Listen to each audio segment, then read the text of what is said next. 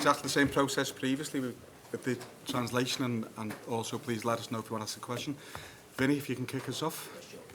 Hi Arne, can you bring us up to date with the injury situation? I'm thinking we didn't see Jota or Chiesa at training today. What's their situations and availability?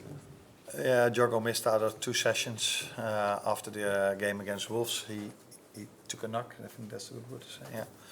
So I'm expecting him to be with us tomorrow, that he's available to play. Federico trained with us yesterday, came in today with some problems, and I'm not expecting him to be in the team tomorrow, which is a pity for us, but of course for him even more. He was looking forward to a Champions League night at Anfield, and especially because we face an Italian team, it's a pity for him, but he will be there many more nights to come for him.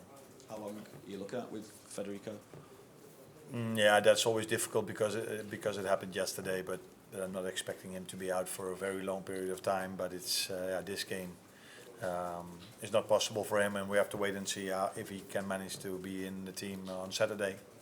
And afterwards, it's the international break. Arne, it's obviously 4 straight wins in all competitions since the defeat to Nottingham Forest. You've gone top of the Premier League now as well. What do you see in your squad that suggests that you can go longer in the Premier League title race and longer in Europe compared to maybe what the side was able to do last season? No, one of the reasons why we can compete is because we have a lot of quality, and I also see a lot of team cohesion in the team. So if we score, I also see the ones that don't play are really happy with us scoring, with us winning. So those are 2 really positive things. But I also see things we definitely have to improve if we want to stay where we are with the fixture list that's coming up. Like I said, every fixture is difficult in the Premier League, but everybody tells me that a top league table team is a bit more difficult than a low league table team, which we can all understand, and we haven't faced one of them yet. So we have to do things better, but one of the reasons why we can stay up there is because we have a lot of players with a lot of individual quality.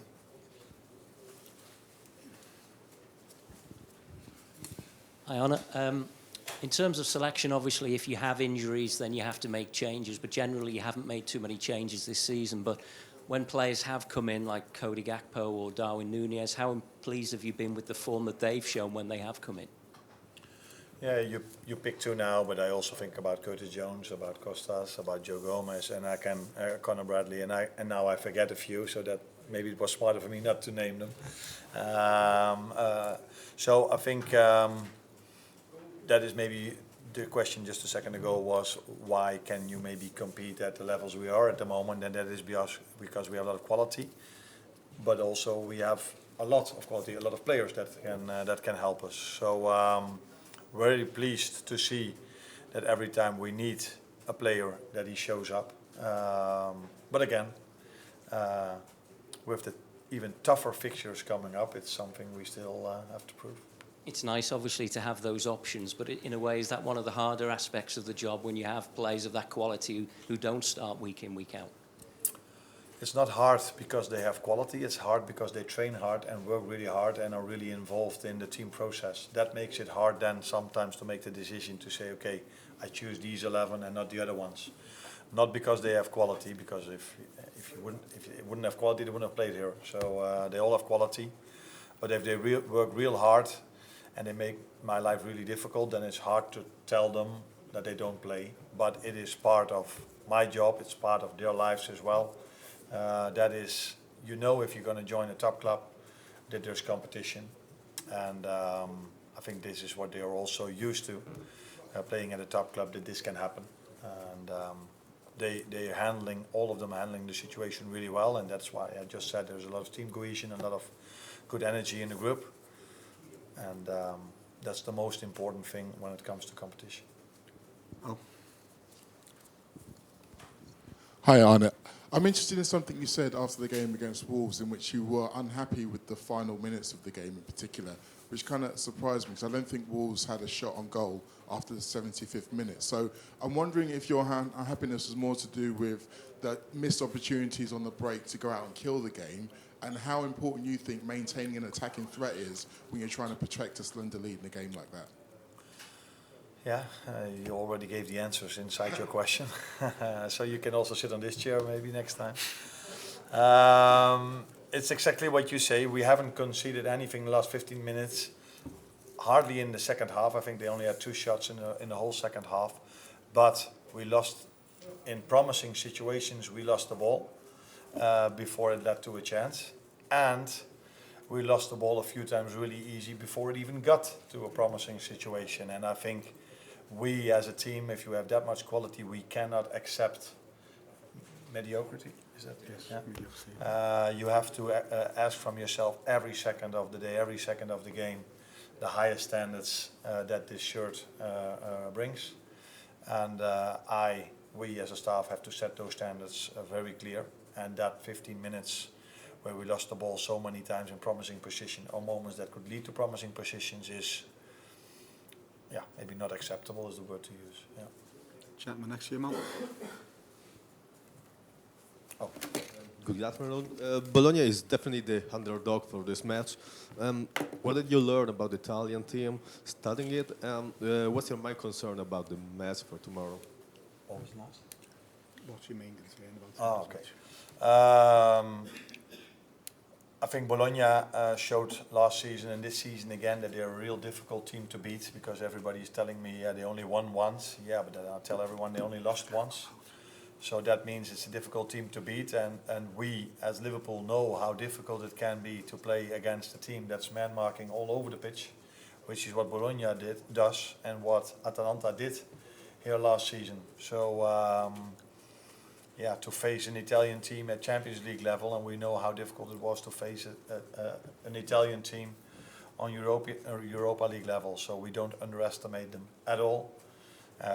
Because also that's not what they deserve for the way they played last season and even this season. We just pass the microphone to the lady at the back.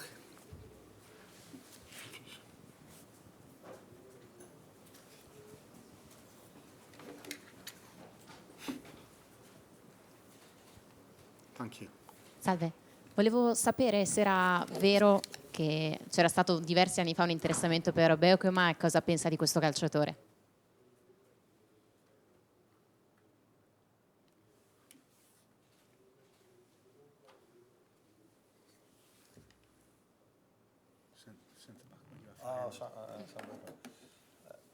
The question was that I was interested in. Yeah. I was interested in the club I worked for. That included me. Was interested in signing him. He had a real good season with the club he promoted with, and we were looking for a centre back, and we saw a lot of potential in him. Unfortunately for us, he made the choice to go to a different club, and unfortunately for him, he chose the wrong club because Feyenoord did much better than the club he chose. But they're not going to like this yet, that club he chose. That was also one of my former clubs, that's why I make the joke.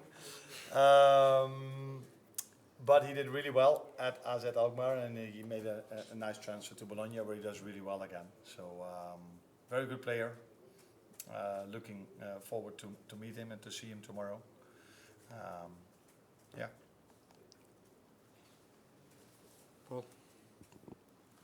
You mentioned then that you won't accept mediocrity. So how do you get that message across to the players? What did you say to them, and do you lose your temper in that situation?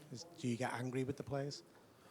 That differs, of course. I don't lose my temper that much, and I don't think it's a good idea to lose your temper every single day, because then players at a certain moment feel like, yeah, there he is again screaming at us. So that doesn't work. I think it's better to show them the actual things they do. But the positive thing about this group is that maybe I don't accept mediocrity, but these players themselves don't accept it as well. So even after the game, I saw one or two players, maybe a few more even, that were also frustrated, not only about the last 15 minutes, but also about the way we started the game. That was not of the standards I'm expecting from a Liverpool team or from these players. So it's not only about me, it's also about the players, that they do not accept these things as well, or these moments as well, and that's also normal, because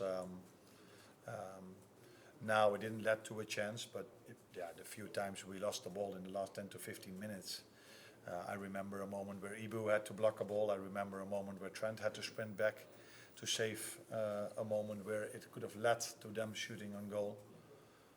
So yeah, it's not only about me not accepting it, the players don't accept it from themselves as well.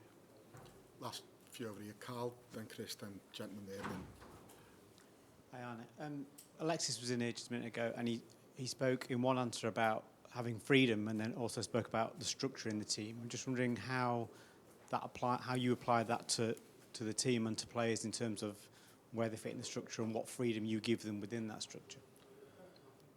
It's nice that he says this, because this is also what I'm looking for, that they feel there is structure, but if they only feel structure, they could feel like, oh, we have to do exactly what he says all the time, which they have to do when we don't have the ball. So when we don't have the ball, there's no room for freedom.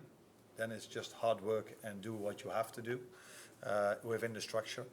But when we have the ball, especially in the last third of the pitch, then yeah, we also rely on the individual quality. We bring them as much as we can in certain positions, which comes from structure. But then it has a lot to do with the individual quality of the players, and they should feel freedom, even though they might not have it that much as he thinks he has. But it's good that they feel it that way. Yeah. Chris?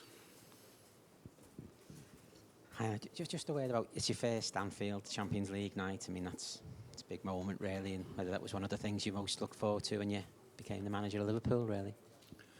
Yeah, I got the same question just a second ago, and I said I'm privileged enough to work at Feyenoord, where Champions League nights last season were also really, really special. People tell me it's going to be even more special over here tomorrow. So what I expect from our players, they've missed out on Champions League for a year, so when they step out on the pitch tomorrow, I want to see this. I want to feel this, that they feel like, oh, we missed this for a season. Now, a club of this standards, we have to be ready. And I'm hoping and expecting the same from our fans. They've missed out on Champions League for a season.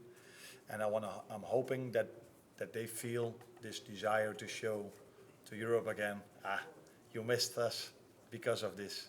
And that combination should lead to hopefully a very special night for everyone that's involved in Liverpool. Last one here. Is the preparation any different for a big European game, or just treat it like a normal match? That was a bit of scouse. Is the preparation, I'll translate. Is the preparation any different for the European match, or just... Okay. No, that wouldn't be a good thing if the preparation would be different than for a normal league game. If we would have played an evening game at Anfield, we prepare it in the same way. So we also go into the hotel and prepare ourselves in that way. And when it comes to my preparation or the preparation we have as a staff towards the players, we would send completely the wrong signal towards them if we would place Champions League above Premier League. So it's of equal importance, just as the other games we play in the League Cup and the FA Cup. So in the lead up to that, there's no difference. Again, I'm hoping for a special evening when it comes to the fans tomorrow. Thank you, everyone. See you tomorrow. You're welcome.